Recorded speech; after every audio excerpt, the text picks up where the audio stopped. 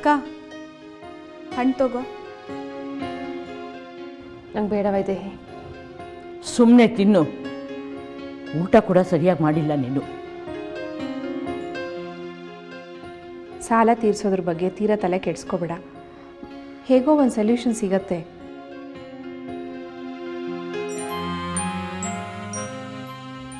ಇಷ್ಟು ದಿನ ಸಾಲ ತೀರ್ಸೋಕೆ ದಾರಿ ಇಲ್ಲ ಅಂತ ಯೋಚನೆ ಮಾಡ್ತಿದ್ದೆ, ಆದರೆ ಈಗ ನನಗೆ ಸಿಗ್ತಿರೋ ಸಹಾಯನ ಒಪ್ಕೋಬೇಕೋ ಬೇಡವೋ ಅಂತ ಯೋಚನೆ ಮಾಡ್ತಿದ್ದೀನಿ. ಯಾರಕ್ಕ ನಿಂಗೆ ಸಹಾಯ ಮಾಡ್ತೀನಿ ಎಂದಿದ್ದು? ಸಂಯುಕ್ತ. ಎಲ್ಲ ಅವಳಿಂದನೇ ಆಗಿದ್ದು. ಈಗ ಬಂದು ಸಹಾಯ ಮಾಡ್ತೀನಿ ಅಂತಂದರೆ ಏನು ಪ್ರಯೋಜನ?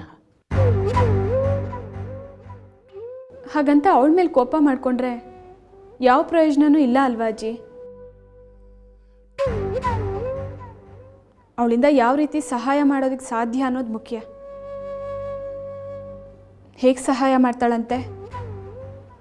ಅವಳೇ ದುಡ್ಡು ಕೊಟ್ಟು ಸಾಲ ತೀರಿಸ್ತಾಳಂತೆ. ಹೇಗಿದ್ರು ಶ್ರೀಕಾಂತ್ ಕೊಟ್ಟಿರೋ 50 ಲಕ್ಷ ರೂಪಾಯಿ ಅವಳ ಹತ್ರನೇ ಇದೆಯಲ್ಲ. ಮತ್ತೆ ಅಷ್ಟೊಂದು ಕಾಡ್ಸಿ ಅವನ ಹತ್ರ ಯಾಕಂತೆ ದುಡ್ಡು ತೊಗೊಂಡಿದ್ದು? ಅದಕ್ಕೆ ತಾನೇ ಶ್ರೀಕಾಂತ ಸಾಲ್ಗಾರರ ಕಾಟ ತಡಿಲಾರ್ದೆ ಮನೆ ಬಿಟ್ಟು ಹೋಗಿದ್ದು. ಅಜ್ಜಿ, ಸಂಯುಕ್ತನ ಮೇಲಿನ ಕೋಪಕ್ಕೆ ನೀವು ಈ ರೀತಿ ಮಾತಾಡ್ತಿದ್ದೀರಿ, ಸ್ವಲ್ಪ ಸಮಾಧಾನ ಮಾಡ್ಕೊಳ್ಳಿ. ನೀನು ಹೇಳು ವೈಜು, ಸಂಯುಕ್ತನ ನಿರ್ಧಾರದ ಬಗ್ಗೆ ನಿನಗೇನು ಅನಿಸ್ತಾ ಇದೆ? ನನಗೆ ಯಾಕೋ ಅವಳಿಂದ ದುಡ್ಡಿನ ಸಹಾಯ ತಗೊಳ್ಳೋಕ್ಕೆ ಇಷ್ಟ ಆಗ್ತಿಲ್ಲ ಪ್ರಿಯದರ್ಶಿನಿ. ಅವಳು ಸಾಲ ಕೊಡ್ತೀನಿ ಅಂತ ಹೇಳ್ತಿಲ್ಲ, 50 ಲಕ್ಷ ರೂಪಾಯಿನ ನಾನೇ ತೀರಿಸ್ತೀನಿ ಅಂತ ಹೇಳ್ತಿದ್ದಾಳೆ.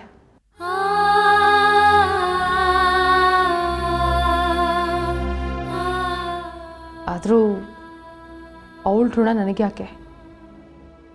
ಶ್ರೀಕಾಂತಿಂದ ಸಂಬಂಧ ಕಟ್ಕೊಂಡಿರೋಳವಳು. ಶ್ರೀಕಾಂತೆ ನನ್ನನ್ನು ಬಿಟ್ಟು ದೂರ ಹೋಗಿದ್ದಾರೆ. ಇನ್ನು ಸಂಯುಕ್ತ ಯಾವ ಸಂಬಂಧ ನನಗೆ?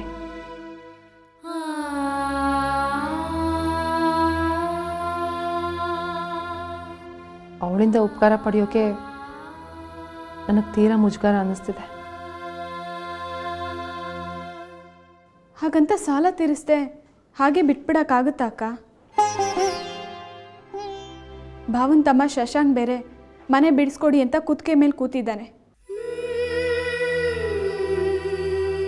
ವೈಜು, ವೈದೇಹಿ ಹೇಳ್ತಾ ಇರೋ ಮಾತು ಸರಿ ಅಂತ ನಂಗೆ ಅನ್ನಿಸ್ತಾ ಇದೆ. ನಿಂಗೆ ಸಂಬಂಧಿಕರಾಗಿ ಶ್ರೀಕಾಂತ್ ಅವ್ರ ಫ್ಯಾಮಿಲಿಯವರು ಏನು ಸಹಾಯ ಮಾಡ್ತಾ ಇದ್ದಾರೆ ಹೇಳು? ಸಂಯುಕ್ತ ಆ್ಯಸ್ ಎ ಫ್ರೆಂಡ್ ಆಗಿ ನಿನಗೆ ಕರ್ಟಸಿ ತೋರಿಸ್ತಾ ಇದ್ದಾಳೆ, ಅದನ್ನಾದರೂ ಒಪ್ಕೋಬೋದಲ್ವಾ? ಅದು ಹೇಗೆ ಸಾಧ್ಯ ಪ್ರಿಯದರ್ಶಿನಿ? ಶ್ರೀಕಾಂತ್ ಜೊತೆಗೆ ಸಂಯುಕ್ತಂಗೆ ಸಾಕಷ್ಟು ಮನಸ್ತಾಪ ಆಗಿತ್ತು. ಅವರು ಅವಳಿಗೆ ಕಾಂಪನ್ಸೇಷನ್ ಅಂತ 50 ಲಕ್ಷ ರೂಪಾಯಿ ಕೊಟ್ಟು ಡಿವೋರ್ಸ್ ತೊಗೊಂಡಿತ್ತು. ಈಗ ಅವಳು ಅದೇ 50 ಲಕ್ಷ ರೂಪಾಯಿನ ವಾಪಸ್ ಕೊಡ್ತೀನಿ ಅಂತ ಹೇಳಿದ್ರೆ? ವೈಜು, ನಾನೊಂದು ಮಾತು ಹೇಳ್ತೀನಿ ಕೇಳು. ಸಂಯುಕ್ತ ಬಂದಿರೋದು ವೆಲ್ ಟು ಡೂ ಫ್ಯಾಮಿಲಿಯಿಂದ. ಶ್ರೀಕಾಂತ್ ಅವಳು ಕೊಟ್ಟಿರೋ 50 ಲಕ್ಷದಿಂದ ಅವಳ ಜೀವನ ಏನು ನಡಿಬೇಕಾಗಿಲ್ಲ. ಅವನು ಡ್ರೈವರ್ಸ್ ತಗೋತಾ ಇದ್ದಾನೆ ಅನ್ನೋ ಜಿದ್ದುಗೋಸ್ಕರ ಅವಳು ಅಷ್ಟು ದೊಡ್ಡ ಕಾಂಪನ್ಸೇಷನ್ ಕೇಳಿದ್ಲು ಅಷ್ಟೆ. ಈಗ ಅವಳೇ ಅದನ್ನು ವಾಪಸ್ ಕೊಡ್ತೀನಿ ಅಂತ ಹೇಳ್ತಾ ಇದ್ದಾಳಲ್ಲ. ಪ್ರಿಯದರ್ಶಿನಿ ಅಕ್ಕ ಹೇಳ್ತಿರೋದು ಸರಿ ಅಂತ ನನಗೂ ಅನ್ನಿಸ್ತಿದೆ. ಭಾವ ಸಂಯುಕ್ತಂಗೋಸ್ಕರನೇ ಅಲ್ವಾ ಆ ಸಾಲ ಮಾಡಿದ್ದು. ಈಗ ಅವಳ ಪಶ್ಚಾತ್ತಾಪ ಪಟ್ಟು ಆ ದುಡ್ಡನ್ನ ಹಿಂದಿರುಗಿಸಿ ಕೊಡ್ತಿದ್ದಾಳೆ. ಅದೇನು ದಾನ ಅಲ್ವಲ್ಲ ನೀನು ಮುಜುಗರ ಪಟ್ಕೊಳ್ಳೋದಿಕ್ಕೆ. ಭಾವನ ದುಡ್ಡನ್ನೇ ವಾಪಸ್ ಕೊಡ್ತಿದ್ದಾಳೆ ಸಾಲ ತೀರ್ಸೋಕ್ಕೆ. ಆದರೂ ನಾವೆಲ್ಲರೂ ಎಲ್ಲ ರೀತಿಯಿಂದನೂ ಪ್ರಯತ್ನ ಪಡ್ತಾ ಇದ್ದೀವಲ್ಲ ವೈಜು. ಅಷ್ಟು ದೊಡ್ಡ ಅಮೌಂಟ್ ತೀರ್ಸೋಕ್ಕೆ ನಮ್ಮ ಕೈಲಿ ಆಗ್ತಾ ಇಲ್ಲ. ಹೀಗೆ ಬಿಟ್ಟರೆ ಬಡ್ಡಿ ಬೆಳೀತಾ ಹೋಗುತ್ತೆ. ಆ ಫೈನಾನ್ಷಿಯರು ಯಾವ ಮಟ್ಟಕ್ಕೆ ಇಳಿಯೋದಕ್ಕೂ ಸಿದ್ಧವಾಗಿದ್ದಾನೆ. ಅವನು ಕೇಳಿದ ಟೈಮ್ಗೆ ನಾವು ಅವನ ಸಾಲ ತೀರಿಸದೆ ಹೋದರೆ ಅವನು ಯಾವ ಕ್ರಮ ಬೇಕಾದರೂ ತಗೊಳ್ಬೋದು.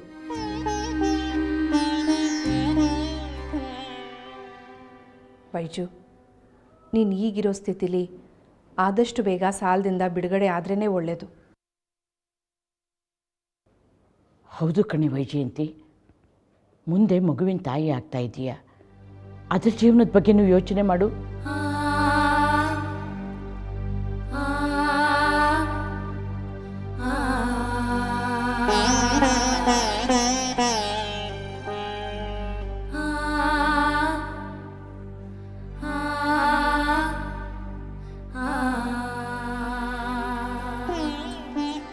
ಇನ್ನು ಏನು ಯೋಚನೆ ಮಾಡ್ತಾ ಇದೀಯಕ್ಕ?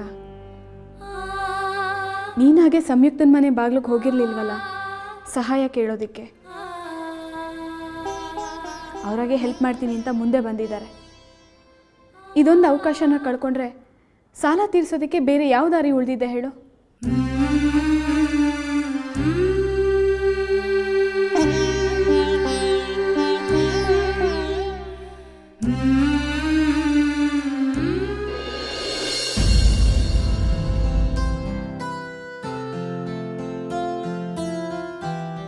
ಅದಕ್ಕೆ ಏನಾದರೂ ಹೆಲ್ಪ್ ಬೇಕಾ? ಅಡುಗೆ ಎಲ್ಲ ಆಯಿತು ಕಣೆ, ಒಗ್ಗರಣೆಗೆ ಹಾಕೋಕ್ಕೆ ಕರಿಬೇವು ಕೊಡು. ಅದಕ್ಕೆ ಕರಿಬೇವು ಎಲ್ಲ ಖಾಲಿ. ಹಿತ್ತಲಲ್ಲಿ ಕರಿಬೇವಿನ ಗಿಡ ಇದೆಯಲ್ಲ, ಹೋಗಿ ಕಿತ್ಕೊಂಡು ಬಾ. ಅಯ್ಯೋ ಬಿಡಿ ಅದಕ್ಕೆ, ಒಂದಿನ ಸಾರಕ್ಕೆ ಕರಿಬೇವು ಹಾಕ್ತೆ ಹೋದರೆ ಏನಾಗುತ್ತೆ? ಕರಿಬೇವು ಆರೋಗ್ಯಕ್ಕೆ ಎಷ್ಟು ಒಳ್ಳೆಯದು ಗೊತ್ತಾ? ಅದರಲ್ಲಿ ಐರನ್ ಕಂಟೆಂಟ್ ಇರುತ್ತೆ. ಅದಕ್ಕೆ ಬಾಣಂತಿರಿಗೆ ಕರಿಬೇವಿನ ಚಟ್ನಿ ಪುಡಿ ಮಾಡಿಕೊಡ್ತಾರೆ. ಆ ಥರ ಚಟ್ನಿ ಪುಡಿ ಮಾಡಿಕೊಟ್ರೆ ನೀವು ಯಾರೂ ತಿನ್ನಲ್ಲ. ಅದಕ್ಕೆ ಈ ಥರ ಹಾಕಾದ್ರೂ ಹೆಲ್ತಿಗೆ ಒಳ್ಳೆಯದು ಅಂತ ನಾನು ಹಾಕೋದು. ಸರಿ ಅದಕ್ಕೆ, ಈಗ ತರ್ತೀನಿ.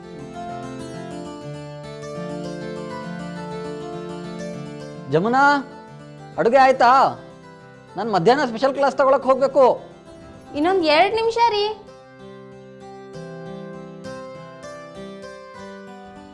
ತಗೊಳ್ಳಿ ಅದಕ್ಕೆ.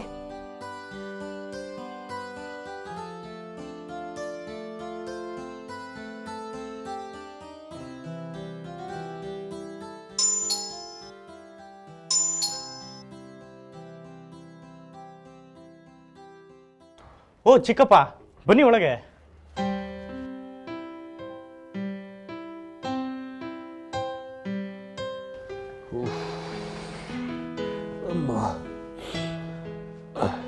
ದೇವು, ಆ ಟಿ ವಿ ಆಫ್ ಮಾಡು. ಒಳ್ಳೆ ಟೈಮಿಗೆ ಬಂದಿದ್ದೀರಾ ವಿ ಪಿ ಮಾವ. ತಿಳಿ ಸಾರು ಮಾಡಿದ್ದೀನಿ, ನೀವು ಊಟ ಮಾಡ್ಕೊಂಡು ಹೋಗಿ. ಬೇಡಮ್ಮ, ನಂಗೆ ಬೇಡ. ಯಾಕೆ ಚಿಕ್ಕಪ್ಪ ತುಂಬ ಡಲ್ಲಾಗಿ ಕಾಣ್ತಿದ್ದೀರಿ? ಹುಷಾರಿಲ್ವಾ? ಓ, ನೆನ್ನೆಯಿಂದ ವಿಪರೀತ ತಲೆನೋವು. ಮಾತ್ರೆ ತಗೋಬೇಕಿತ್ತು ಚಿಕ್ಕಪ್ಪ. ಬೇಕಾದರೆ ಜಾಹ್ನವಿನ ತಲೆನೋವಿನ ಮಾತ್ರೆ ಕೊಡ್ತಾಳೆ.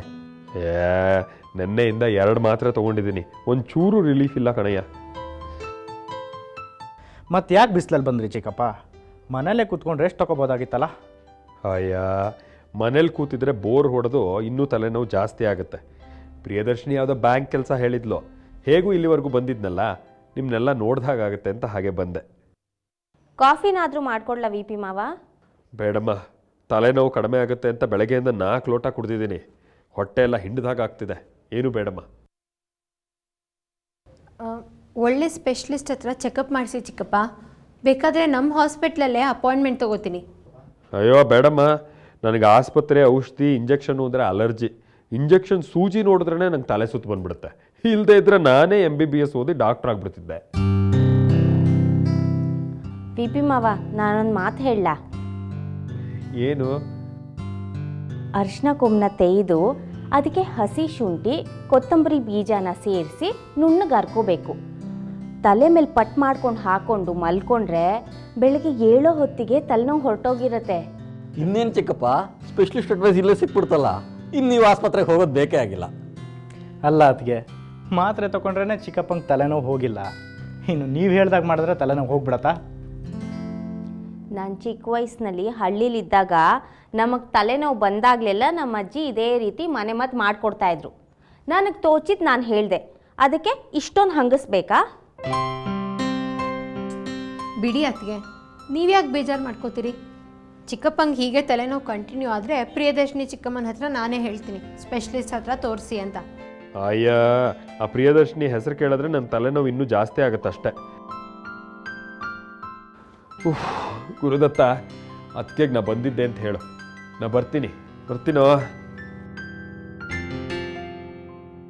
ಇಷ್ಟು ಚಿಕ್ಕ ತಲೆನೋವಿಗೆ ಇಷ್ಟೊಂದು ಟೆನ್ಷನ್ ತಗೊಂಡಿದ್ದಾರೆ. ಒಳ್ಳೆ ಚಿಕ್ಕಪ್ಪ. ಮನೆ ಮದ್ದಿನ ಪಂಡಿತ್ರೆ, ಅಡುಗೆ ಆಗಿದ್ರೆ ನನಗೆ ಬಿಡಿಸ್ತೀರಾ? ಸಾಕು ಹಂಗಸಿದ್ದು. ಜಾಹ್ನವಿ, ಇವ್ರಿಗೆ ನೀನೇ ಊಟ ಬಡ್ಸಮ್ಮ.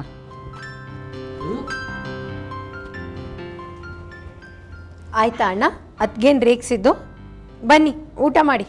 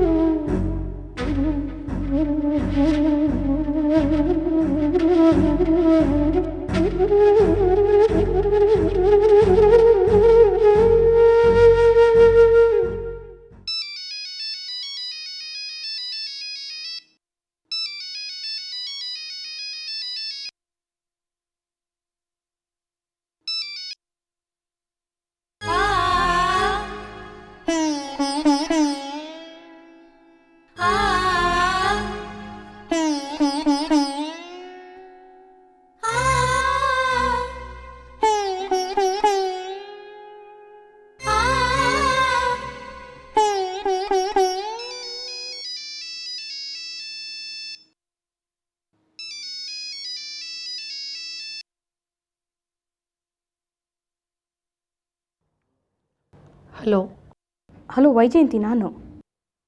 ಗೊತ್ತಾಯ್ತು. ಮೊಬೈಲಿಗೆ ಮಿಸ್ಡ್ ಕಾಲ್ ಕೊಟ್ರಿ? ಸಾರಿ, ಮಿಸ್ ಕಾಲ್ ಅಲ್ಲ, ಕಾಲ್ ಮಾಡಬೇಕು ಅಂದ್ಕೊಂಡೆ. ಅದು ಯಾಕೋ ಮನ್ಸು ಬರಲಿಲ್ಲ, ಅದಕ್ಕೆ ಕಟ್ ಮಾಡಿಬಿಟ್ಟೆ. ನಂದೇ ತಪ್ಪು ವೈಜಯಂತಿ. ಯಾಕೆ? ನಿಂಗೆ ಯೋಚನೆ ಮಾಡೋಕ್ಕೆ ಟೈಮ್ ಕೊಟ್ಟು ನಾನು ತಪ್ಪು ಮಾಡಿದೆ ಅನಿಸುತ್ತೆ. ನಿಂಗೆ 50 ಲಕ್ಷ ಕೊಡಬೇಕು ಅಂತಿದ್ದೀನಿ. ಯೋಚನೆ ಮಾಡಿ ನಿರ್ಧಾರ ಮಾಡು ಅಂತ ಹೇಳೋ ಅವಶ್ಯಕತೆನೇ ಇರಲಿಲ್ಲ ನನಗೆ. ಅದು ನಂದೊಂದು ಮಾತಿದೆ, ಕೇಳು ಸಂಯುಕ್ತ. ಕೇಳ್ತಾ ಕೂತ್ಕೊಳ್ಳೋಕ್ಕೆ ಈಗ ಟೈಮ್ ಇಲ್ಲ ವೈಜಯಂತಿ. ಆದಷ್ಟು ಬೇಗ ನೀನು ಸಾಲ ತೀರಿಸ್ದೇ ಇದ್ದರೆ ನಿನಗೆ ತೊಂದರೆ ಆಗುತ್ತೆ. ಅದಕ್ಕೆ ನಾಳೆ ಪ್ರಿಯದರ್ಶಿನಿ ಹತ್ರ 50 ಲಕ್ಷ ಕೊಡ್ತಾಯಿದ್ದೀನಿ. ಅಲ್ಲ,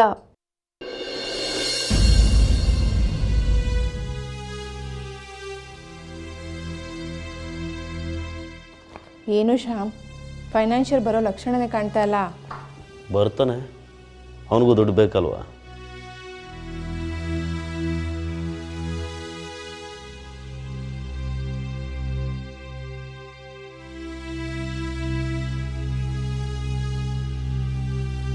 ನಮಸ್ಕಾರ ಸರ್. ಏನ್ರಿ ತಕ್ಷಣ ಬರೋದಕ್ಕೆ ಹೇಳಿದ್ರೆ? ಶ್ರೀಕಾಂತ್ ಅವ್ರು ಬಂದಿದ್ದಾರಾ? ಮೊದಲು ನೀವು ಒಳಗೆ ಬನ್ನಿ. ಬನ್ನಿ.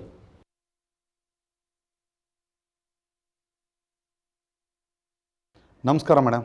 ನಮಸ್ಕಾರ, ಕೂತ್ಕೊಳ್ಳಿ. Thank you. ಏನು ಮೇಡಮ್, ಶ್ರೀಕಾಂತ್ ಅವ್ರು ವಾಪಸ್ ಬಂದ್ರಾ? ಹಣ ಕೊಡ್ತಾರಂತ, ಮತ್ತೆ ಮನೆ ಪೇಪರ್ಸ್ ಎಲ್ಲ ತಗೊಂಬನ್ನಿ ಅಂತ ಹೇಳಿದ್ರೆ? ಶ್ರೀಕಾಂತ್ ಅವ್ರು ವಾಪಸ್ ಬಂದಿಲ್ಲ. ಮತ್ತೆ ಸುಮ್ಮನೆ ನನ್ನನ್ನೇ ಕರೆಸಿದ್ರಿ ಮೇಡಮ್? ನಿಮಗೆ ಹಣ ವಾಪಸ್ ಕೊಡೋದಕ್ಕೆ. ತಗೊಳ್ಳಿ.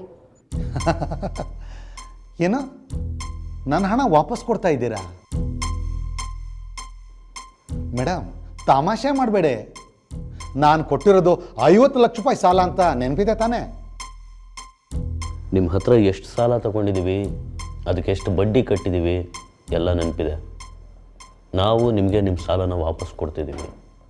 ನೀವು ಅದನ್ನು ತಗೊಂಡು ಶ್ರೀಕಾಂತ್ ಅವ್ರ ಮನೆ ಪೇಪರ್ಸ್ನ ನಮಗೆ ಕೊಟ್ಬಿಡಿ. ನೋಡಿ, ಮೊದಲು ಹಣ ಕೊಡಿ, ಆಮೇಲೆ ಮುಂದಿನ ಮಾತು. ಹಾಂ, ಚೆಕ್ಕು ಗಿಕ್ಕು ನನ್ನ ಹತ್ರ ನಡೆಯೋದಿಲ್ಲ, ಕ್ಯಾಶೇ ಕೊಡಬೇಕು. ಗೊತ್ತು, ನಿಮ್ಮ ವ್ಯವಹಾರ ಎಲ್ಲ ಕ್ಯಾಶಲ್ಲೇ ನಡೆಯೋದು ಅಂತ. ತಗೊಳ್ಳಿ. ನಿಮ್ಮ ಎಲ್ಲ ಹಣನೂ ಸೆಟಲ್ ಮಾಡ್ತಾ ಇದ್ದೀವಿ. ಫುಲ್ ಆ್ಯಂಡ್ ಫೈನಲ್ ಸೆಟಲ್ಮೆಂಟ್ ಆಗಿದೆ ಅಂತ ನೀವು ನಮಗೆ ಸೈನ್ ಮಾಡಿಕೊಡ್ಬೇಕು. ನೀವು ಹಣ ಕೊಟ್ಟ ಮೇಲೆ ಬರೆದು ಕೊಡೋದಕ್ಕೆ ನಂದೇನಿದೆ? ಆದರೆ ಅದಕ್ಕೆಲ್ಲ ಪೇಪರ್ಸ್ ರೆಡಿ ಮಾಡಬೇಕು, ಅದಕ್ಕಿನ್ನೂ ಟೈಮ್ ತಗೊಳುತ್ತೆ. ಅದ್ರ ಬಗ್ಗೆ ನೀವು ಯೋಚನೆ ಮಾಡಬೇಡಿ. ಪೇಪರ್ಸ್ ರೆಡಿ ಆಗಿದೆ, ಸೈನ್ ಮಾಡಿಕೊಡಿ.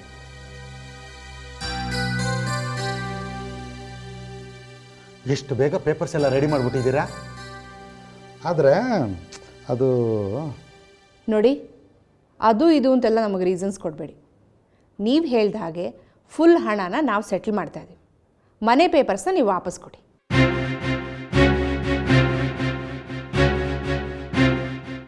ಏನ್ರಿ ಯೋಚನೆ ಮಾಡ್ತಿದ್ದೀರಾ? ಪೇಪರ್ಸ್ ನಮ್ಮ ಕೈಗೆ ಬರೋವರೆಗೂ ನಿಮ್ಗೆ ಹಣ ಸಿಗೋದಿಲ್ಲ.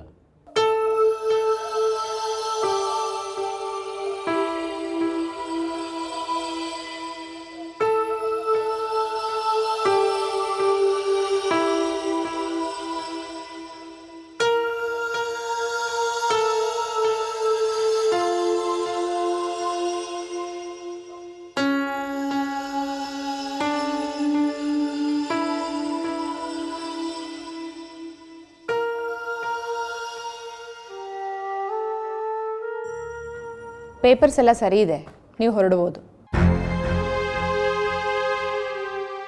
ಮೇಡಮ್, ನಾನು ನಿಮಗೆ ತೊಂದರೆ ಕೊಟ್ಟಿದ್ದಕ್ಕೆ I am very very sorry. ನನ್ನ ಪ್ರಾಬ್ಲಮ್ಮು ನಿಮಗೂ ಅರ್ಥ ಆಗಿರುತ್ತೆ.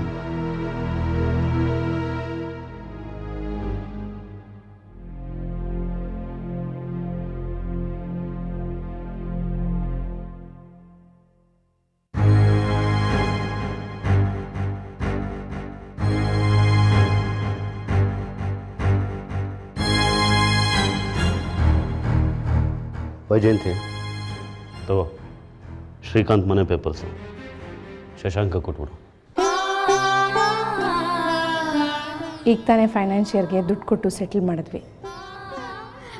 ಅಕ್ಕ, ಶಶಾಂಕ್ಗೆ ಈಗಲೇ ಫೋನ್ ಮಾಡಿ ವಿಷಯ ಹೇಳಿಬಿಡು.